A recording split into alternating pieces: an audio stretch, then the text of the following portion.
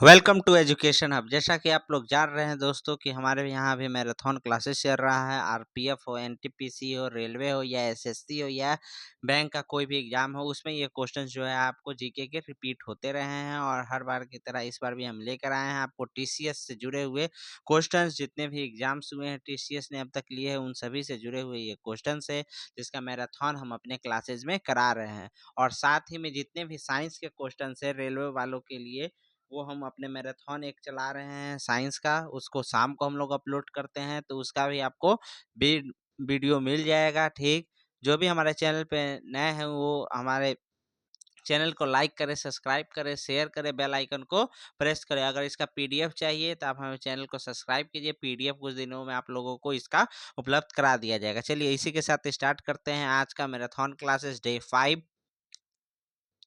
चलिए स्टार्ट करते हैं।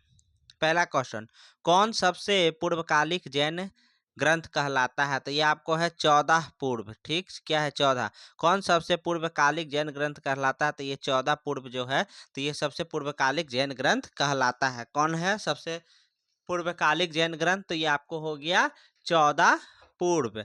नेक्स्ट क्वेश्चन पे हम लोग आते हैं।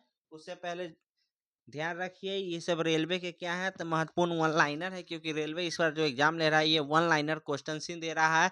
जो हम लोग क्या किए हैं कि बेसिक क्वेश्चंस को छोड़ दिए हैं और बहुत ही जितने टफ क्वेश्चन है उसको पढ़ चुके हैं। चलिए नेक्स्ट क्वेश्चन आते हैं। जैन साहित्य को कहा जाता है? तो जैन साहित्य को हम लोग क्या कहते हैं? तो आगम कहते हैं। जैन साहित्य को हम लोग क्या कहते हैं? तो इसको आगम के नाम से जानते हैं। नेक्स्ट आता है जैन ग्रंथ है कल्प सूत्र के रचयिता कौन है? तो ये आपको भद्रबाहु है। नेक्स्ट आते हैं अनेकावाद किसकी क्रोरा या केंद्रीय सिद्धांत एवं दर्शन है? तो ये आपको जैन मत का है। अनेकतावाद किसकी अगर कहेगा केंद्रीय मत है तो ये आपको जैन मत का। नेक्स्ट आते हैं महान धार्मिक घटना महामस्तकाभिषेक किसके संबंधित है और किसके लिए की जाती है? तो ये आपको बाहुबली के लिए की जाती है। महाधार्मिक घटना जो है कौन सा? तो ये आपको हो गया महामस्तकाभिषेक। महामस्तकाभिषेक कहेगा तो किससे संबंधित है और किसके लिए की जाती है? तो ये आपको बाहुबली से संबंधित है।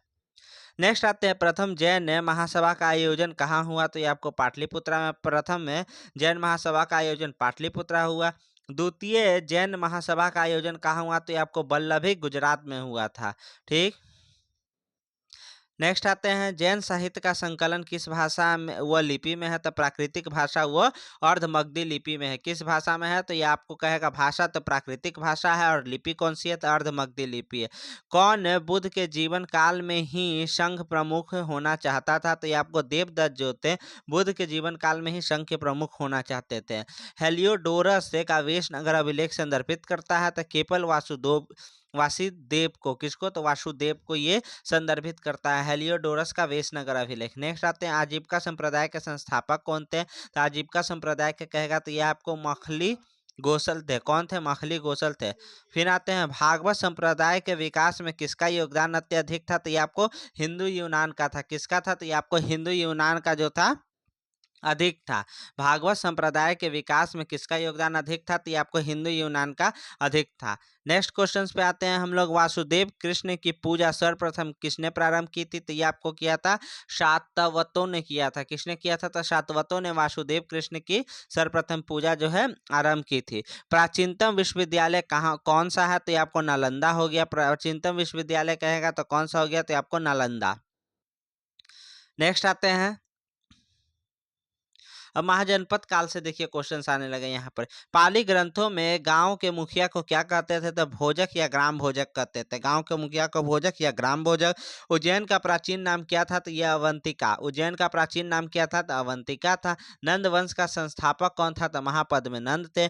प्राचीन भारत में पहले विदेशी आक्रमण किनके द्वारा किया गया? तो ईरानियों के द्वारा किया गया था। सिकंदर ने भारत पर कब आक्रमण किया? 326 ईसा पूर्व में किया था।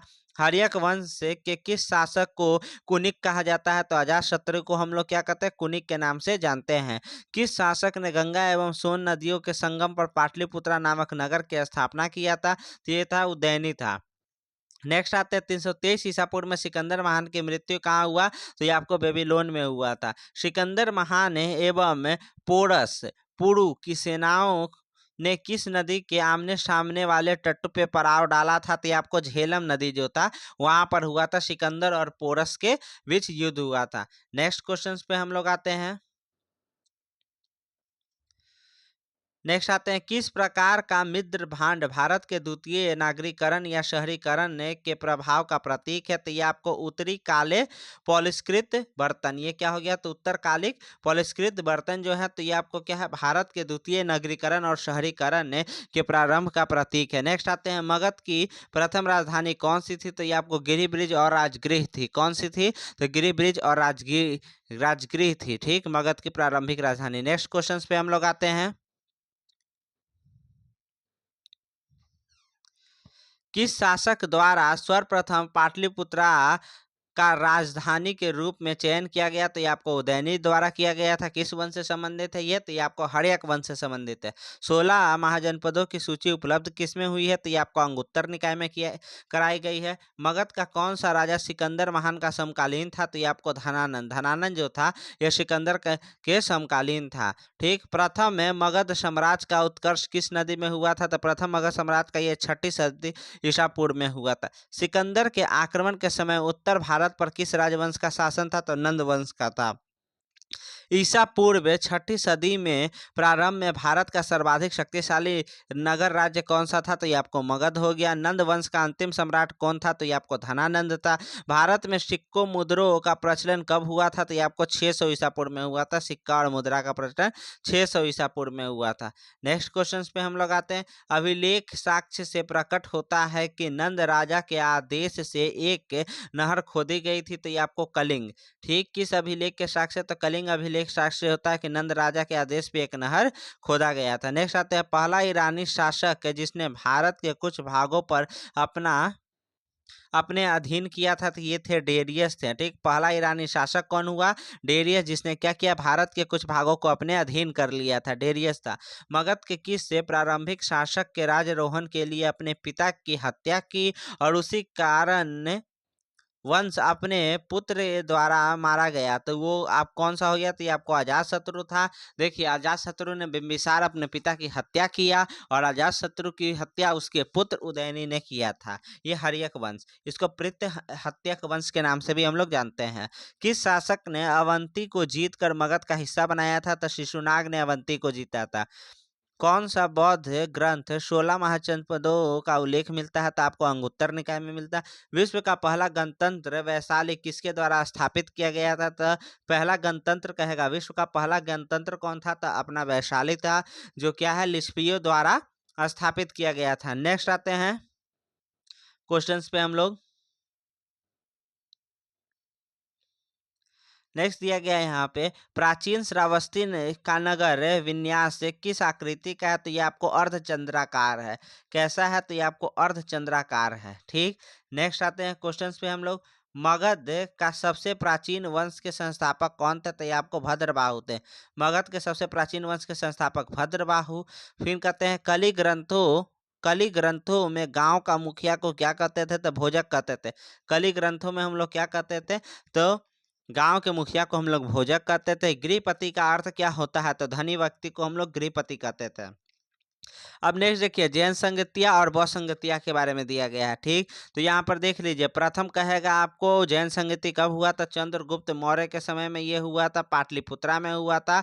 स्थूलभद्र इसके अध्यक्ष थे। द्वितीय हुआ था 512 में हुआ था, बल्लभी में हुआ था। फिर करते हैं देवभीर क्षमा श्रवण इसके अध्यक्ष हुए थे। नेक्स्ट आते हैं हम लोग, देखिए यहाँ पर प्रथम बौद्ध संगति कहेगा तो ये आपको कहाँ पर ही हुआ था? बुद्ध संगति कहेगा तो ये आपको हुआ था 483 ईसा पूर्व में। अजात शत्रु के समय शासक थे, उस समय राजगृह में हुआ था और महाकश्यप इसके अध्यक्ष थे। द्वितीय कहेगा तो ये आपको हुआ था 383 में हुआ था, कालाशोक के समय में वैशाली में हुआ था और सर्व कामिनी इसके क्या थे? अध्यक्ष थे। तृतीय कहेगा तो अशोक के समय हुआ था, 251 ईसा पूर्व में हुआ था, पाटलिपुत्रा में, और मोगली पुत्र तिश्री इसके अध्यक्ष थे। चतुर्थ कहेगा तो ये आपको हुआ था प्रथम सदी में हुआ था। ठीक, कनिष्क थे। कुंडलवन स्थान जो कहाँ पर पड़ता है? कुंडलवन आपको कहेगा तो ये आपको पड़ता है कश्मीर में, और वसुमित्र इसके अध्यक्ष थे। नेक्स्ट क्वेश्चन पे हम लोग आते हैं। अब देखिए 16 महाजनपद हैं और उनसे जुड़े हुए प्रमुख तथ्य हैं, इनके बारे में हम लोग पढ़ लेते हैं 16 महाजनपदों के बारे में। जैसे मगध, मगध की राजधानी क्या थी? तो राजगीर और राजगीर। ठीक, राजगिरी कीजिए या राजगीर, ये हो गया आधुनिक नाम राजगीर इसका हो गया। राजगीर को गिरी ब्रिज के नाम से भी जाना जाता है। ये पटना गया बिहार में पड़ता है। कहाँ पड़ता है? पटना गया बिहार का ये क्षेत्र है। नेक्स्ट आते हैं अंग, अंग जो है तो ये आपको चंपा। ठीक, आधुनिक नगर इसका कहेगा तो भागलपुर पड़ता है। चंपा का आधुनिक नगर कौन सा हो गया? तो आधुनिक ये भागलपुर पड़ता है। आधुनिक बिहार के भागलपुर और मुंगेर जिले में पड़ता है चंपा। ठीक, राजधानी इसकी चंपा थी। अंग कहेगा महाजनपद कौन हो गया? तो ये आपको भागलपुर और मुंगेर का क्षेत्र पड़ता है। काशी, वाराणसी या बनारस के नाम से जानते हैं, शिल्प, व्यापार और समृद्धि के लिए प्रसिद्ध था। ये उत्तर प्रदेश में पड़ता है। विज्जी कहेगा यानी वैशाली, विदेही या मिथिला।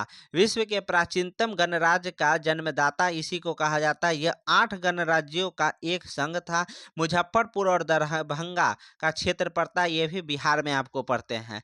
अंग कहेगा तो ये भागलपुर और मुंगेर का क्षेत्र पड़ गया। नेक्स्ट आता है कौशल, ये यहाँ पर आपको ये आप श्रावस्ती राजधानी पड़ती है। कौशल देश की राजधानी क्या थी? श्रावस्ती थी। आधुनिक उत्तर प्रदेश के साकेत, अयोध्या एवं श्रावस्ती, फैजाबाद उत्तर प्रदेश आज के आधुनिक क्षेत्र ये पड़ते हैं। कुरु कहेगा तो कुरु की क्या थी राजधानी? तो इंद्रप्रस्थ थी। यमुना के किनारे इंद्रप्रस्थ और हस्तिनापुर के आसपास के क्षेत्र दिल्ली, मेरठ, उत्तर प्रदेश और हरियाणा का ये क्षेत्र पड़ता है। नेक्स्ट आ गया चेदी, तो इसकी राजधानी क्या थी? तो शक्तिमती थी। बुंदेलखंड और उसके आसपास का क्षेत्र भाग ये उत्तर प्रदेश में पड़ता है। नेक्स्ट आता है मल, मल्लियों की राजधानी क्या थी? तो ये आपको कुशीनगर या पावा थी। देवरिया गोरखपुर का क्षेत्र ये पड़ता है। किसका पड़ता है? तो देवरिया गोरखपुर का क्षेत्र। नेक्स्ट आता है असमक, असमक की राजधानी क्या थी? तो पोतन, पोतन या फिर पौदयन, पौदयन राजधानी थी। गोदावरी का तटवर्ती प्रदेश पड़ता है। दक्षिण भारत का एकमात्र महाजनपद कौन था? तो ये आपको असमक था। याद रखिए दक्षिण भारत का एकमात्र जनपद कौन था? तो ये आपको असमक था। ठीक, दक्षिण भारत का एकमात्र जनपद कहेगा तो ये आपको असमक, जो गोदावरी के तटवर्ती क्षेत्र में पड़ता था। नेक्स्ट आ गया वत्स्य, वत्स्य की क्या थी राजधानी? थी आपको कौशाम्बी थी। ठीक, कौशाम्बी या कोशम कहिए, वत्स्य की राजधानी कौशाम्बी। प्रयाग पड़ता है, इसके आसपास का क्षेत्र था, उत्तर प्रदेश में यह पड़ता है। नेक्स्ट आते हैं हम लोग, नेक्स्ट हम लोग आ गए अश्मक हो गया, वत्स हो गया। अब आते हैं पांचाल, पांचाल का ही क्षत्रिय कामपिल्य राजधानी थी। रुहेलखंड के आसपास बरेली, बदायूं और फारुखाबाद उत्तर प्रदेश में ये पड़ता है। मत्स्यों की राजधानी विराटनगर जयपुर पड़ती है। राजस्थान के अलवर, भरतपुर, जयपुर का क्षेत्र ये हो गया। अवंती कहेगा तो ये आपको इसकी राजधानी उज्जैन, महाइस्मती, मालवा के आसपास का क्षेत्र ये मध्य प्रदेश में पड़ता है। गांधार कहेगा तो इसकी तक्षशिला या पुष्प कलावती थी।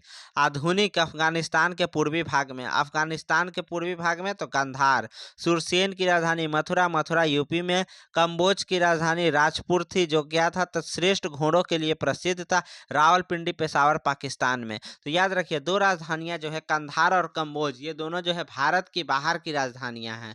कहाँ की हैं? तो ये 16 जनपदों में 2 जनपद जो है वो भारत के बाहर की राजधानी है। एक जनपद जो है दक्षिण भारत से है। कौन सी है? तो असमक, असमक की राजधानी क्या थी? तो पोतन थी, जिसकी क्या है ये? तो ये आपको है दक्षिण भारत से है, गोदावरी के तटवर्ती भाग में। ठीक, दक्षिण भारत का एकमात्र जनपद ये हो गया। यहीं आपको कहेगा गंधार हो गया, कंबोज हो गया, ये दोनों जो हैं तो ये दोनों आपको कहाँ से हैं? तो भारत की बाहर की। गंधार कहेगा तो ये अफगानिस्तान के पूर्वी भाग में पड़ता है। और वहीं कंबोज कहेगा तो घोड़ों के लिए प्रसिद्ध था। कौन? तो कंबोज था। नेक्स्ट आते हैं हम लोग,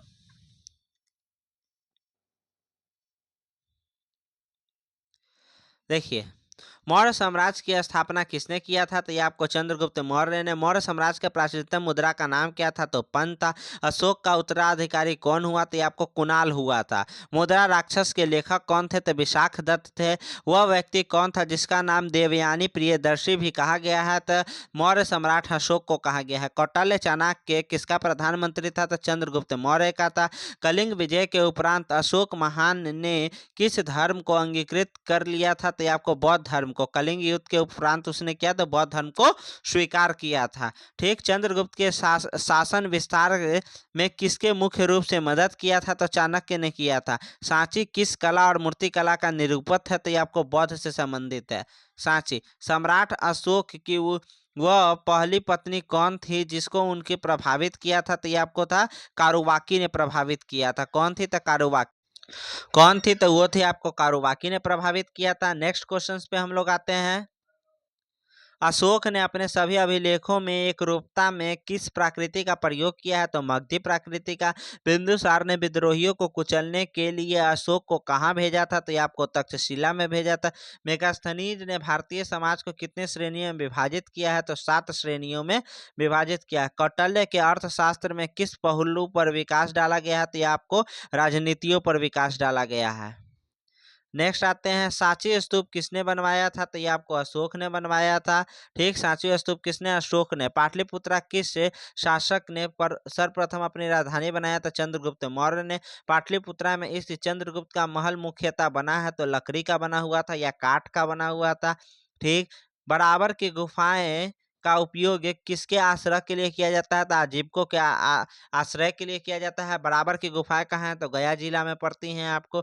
किस अभिलेख में से यह साबित होता है कि चंद्रगुप्त के प्रभाव पश्चिम भारत तक फैला हुआ था? तो रुद्रदमन का जूनागढ़ अभिलेख से ये पता चलता है। नेक्स्ट आते हैं, केवल वह स्तंभ जिसने अशोक ने स्वयं को मगध का सम्राट कहा था भाबरू स्तंभ हो गया। अर्थशास्त्र का लेख समकालीन होता है तो चंद्रगुप्त का। ठीक, अर्थशास्त्र का लेख जो है समकालीन किसके था? तो चंद्रगुप्त के समय में ये लिखा गया था। नंदवंश के पश्चात मगध पर किस से राजवंश ने शासन किया था? तो मौर्य वंश ने शासन किया। मौर्य काल के शिक्षा का सर्वाधिक प्रसिद्ध केंद्र कौन था? तो ये आपको तक्षशिला था।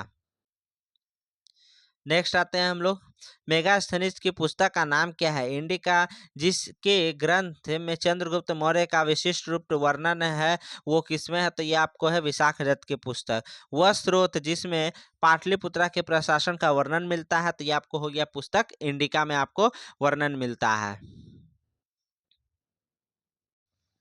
नेक्स्ट यहाँ पे, अशोक के शिलालेख में प्रयुक्त भाषा कौन सी है? तो प्राकृतिक भाषा है। प्रथम भारतीय साम्राज्य किसके द्वारा स्थापित किया गया? चंद्रगुप्त मौर्य के द्वारा। चाणक्य अपने बचपन में किस नाम से जानता था? तो ये आपको विष्णुगुप्त के नाम से जाना जाता था।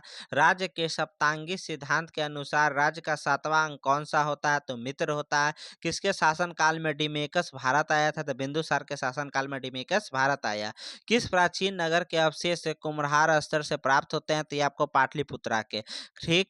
फिर आता है कुलंदी बाग प्राचीन स्थल कहाँ पर है? तो ये आपको पाटलिपुत्रा का है। कुलंदी बाग कहेगा प्राचीन स्थल कहाँ पर है? तो पाटलिपुत्रा। किस प्राचीन नगर से आपको अवशेष कुम्हार क्या है कुम्हार स्थल से प्राप्त हुए हैं? तो ये आपको पाटलिपुत्रा से हुआ है। किसने सहिष्णुता, उदारता और करुणा के त्रिविधि आधार पर राजधर्म की स्थापना किया था? तो ये आपको अशोक ने किया था। किस पे? सहिष्णुता, उदारता और करुणा की त्रिविधि आधार पर राजधर्म की स्थापना किया। अशोक ने बौद्ध होते हुए भी हिंदू धर्म में आस्था नहीं छोड़ी।